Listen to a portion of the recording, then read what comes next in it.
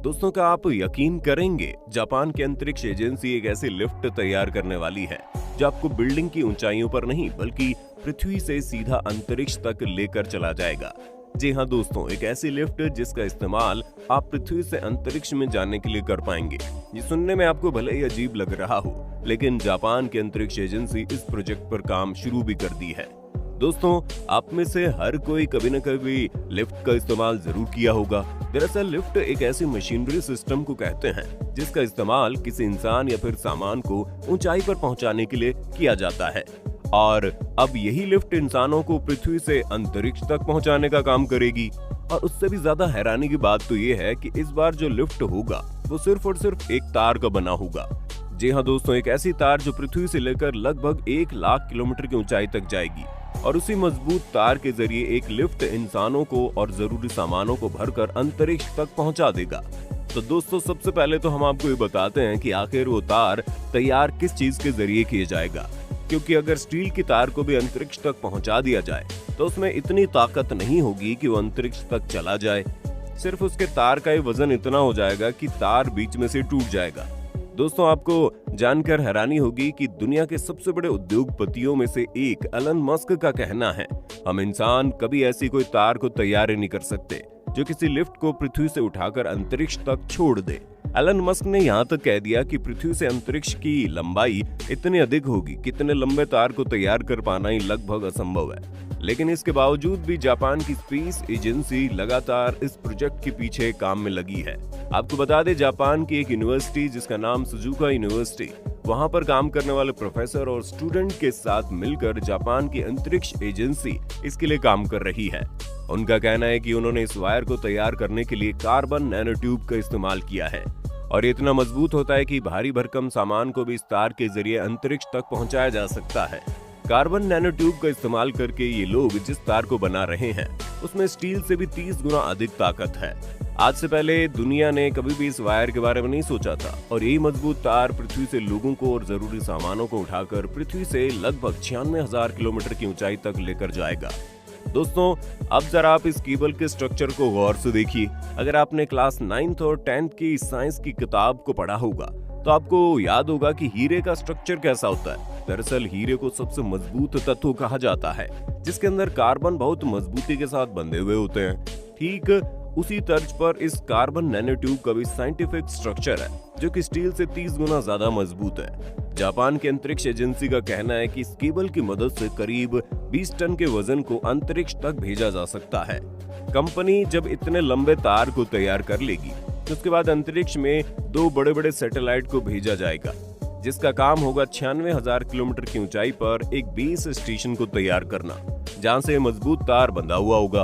अब आप में से कुछ लोगों के मन में ये सवाल होगा कि दुनिया की इस सबसे अजीबोगरीब लिफ्ट के द्वारा इंसानों को अंतरिक्ष तक जाने में वक्त कितना लगेगा।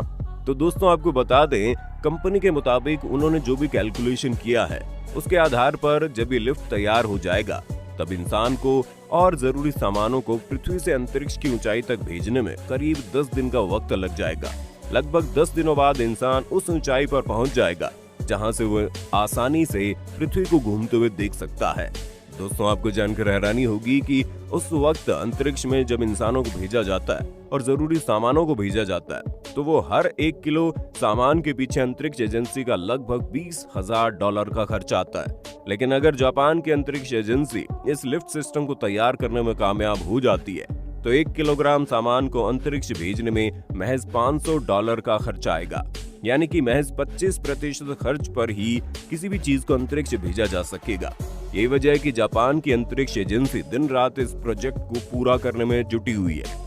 दोस्तों, आज के वक्त में जब किसी रॉकेट को पृथ्वी से दूर अंतरिक्ष में भेजा जाता है तो उस रॉकेट को पृथ्वी के गुरुत्वाकर्षण बल से बाहर आने जाने के लिए सबसे पहले तेज रफ्तार के साथ सीधा उड़ना पड़ता है। और जब वो पृथ्वी से काफी ऊंचाई तक चला जाता है उसके बाद वो रॉकेट धीरे धीरे मुड़कर पृथ्वी का चक्कर लगाना शुरू कर देता है और रॉकेट तिरछा होकर घूमता हुआ धीरे धीरे पृथ्वी के ऑर्बिट से बाहर आ जाता है।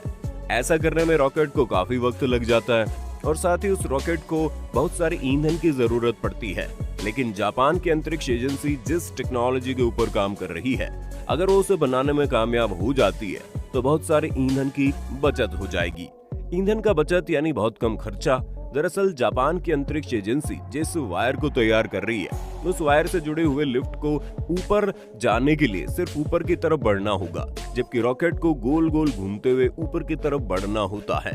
महज 25% खर्चे में ही लिफ्ट इतनी ऊंचाई पर पहुंच चुका होगा कि वो जरा सा धक्का देने पर ही वो कार्गो पृथ्वी के ऑर्बिट को चक्कर लगाना शुरू कर देगा, और इसके लिए उसे जरूरी फोर्स पृथ्वी की ग्रेविटी से मिल जाएगी और वो उसकी मदद से घूमना शुरू कर देगा। इसी घूमने के कारण ही वो अर्थ के ऑर्बिट से बाहर भी जा सकता है। इस तरह से आने वाले वक्त में इंसानों के लिए मंगल और चांद पर जाना भी बहुत आसान हो जाएगा। दोस्तों, आप में से कुछ लोग सोच रहे होंगे कि शायद आजकल के ही वैज्ञानिक अंतरिक्ष में कुछ ज्यादा इंटरेस्ट लेने लगे हैं, लेकिन आपको बता दें, जापान की अंतरिक्ष एजेंसी जिस काम को आज करने के बारे में सोच रही है, रशिया का एक वैज्ञानिक आज से 120 साल पहले इस टेक्नोलॉजी के बारे में सोच चुका था। ये बात साल 1895 की है, जब रशिया के एक वैज्ञानिक ने फ्रांस एफिल टावर को देखा जो कि बहुत ही ऊंची थी। उसके मन में ख्याल आया कि अगर पृथ्वी पर इतना ऊंचा स्ट्रक्चर बन सकता है तो क्यों ना एक ऊंचे स्ट्रक्चर के बारे में सोचा जाए जो पृथ्वी से अंतरिक्ष तक जाता हो। और रशिया का वैज्ञानिक जिस टेक्नोलॉजी के बारे में सोचा था, आज जापान के वैज्ञानिक उस पर काम करना शुरू कर दिए हैं। दोस्तों, आपकी जानकारी के लिए बता दें, जापान की स्पेस एजेंसी ने जिस मजबूत वायर को बनाया, अंतरिक्ष में उस वायर पर टेस्टिंग भी शुरू हो चुकी है। वायर की मजबूती को नापने के लिए जापान की अंतरिक्ष एजेंसी अंतरिक्ष में 2 सैटेलाइट को भी भेजे हैं और उन दोनों सैटेलाइट के बीच इसी वायर को बांध दिया गया है। अब इन दोनों सैटेलाइट के बीच भारी भारी चीजों की आदान प्रदान की जा रही है। उसी वायर के जरिए कंपनी ये जांच करना चाहती है कि अंतरिक्ष की ऊंचाई में वायर सही तरीके से काम कर रहा है या नहीं, और इस वायर में कितनी मजबूती है। दोस्तों, जापान के इस मिशन से जुड़ी एक और खास बात है, वो ये कि जापान जिस टेक्नोलॉजी पर काम करना शुरू कर दिया है वो बड़ा खर्चीला है, लेकिन ये इन्वेस्टमेंट फ्यूचर में जापान के लिए बहुत ही फायदेमंद साबित हो सकता है। आपको जानकर हैरानी होगी, जापान जिस मिशन पर काम कर रहा है उसमें जापान को लगभग $6.5 अरब का खर्च करना पड़ेगा। और तो और इस वक्त पूरी दुनिया में अंतरिक्ष के पीछे भागने की एक होड़ मची हुई है। अब तक तो सिर्फ American space agency, Russian space agency, China, Japan और भारत जैसे देश की सरकारी एजेंसी इसके पीछे लगी हुई थी, लेकिन अब अंतरिक्ष की दौड़ में प्राइवेट कंपनियों ने भी भाग लेना शुरू कर दिया।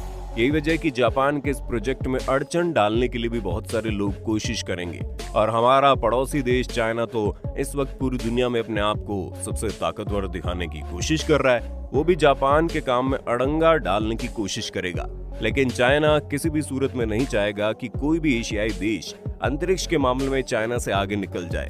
और वहीं जापान को इस प्रोजेक्ट में इतना अधिक खर्चा होने वाला है कि वो शायद ही अकेले इस प्रोजेक्ट को पूरा कर पाए। अगर जापान का ये प्रोजेक्ट कहीं से भी सक्सेसफुल होता हुआ नजर आएगा तो उम्मीद है कुछ प्राइवेट कंपनी या फिर भारत या अमेरिका जैसे देश जापान की हेल्प के लिए आगे आएंगे।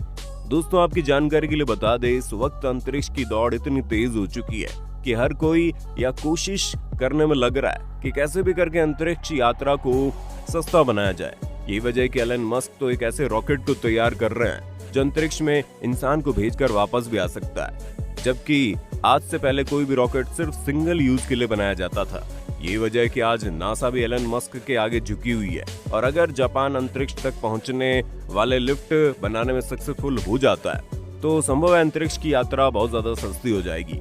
दोस्तों, आपको क्या लगता है, क्या जापान अपने इस प्रोजेक्ट में कभी सफल हो पाएगा? अपने राय कमेंट में देना। वीडियो अच्छी लगी तो लाइक कीजिए, चैनल को सब्सक्राइब करके बेल आइकन ऑन करना बिल्कुल मत भूलना, क्योंकि the earth adventure in Hindi की टीम आपके लिए हर रोज ऐसे इन्फॉर्मेटिव वीडियोस लाती रहती है।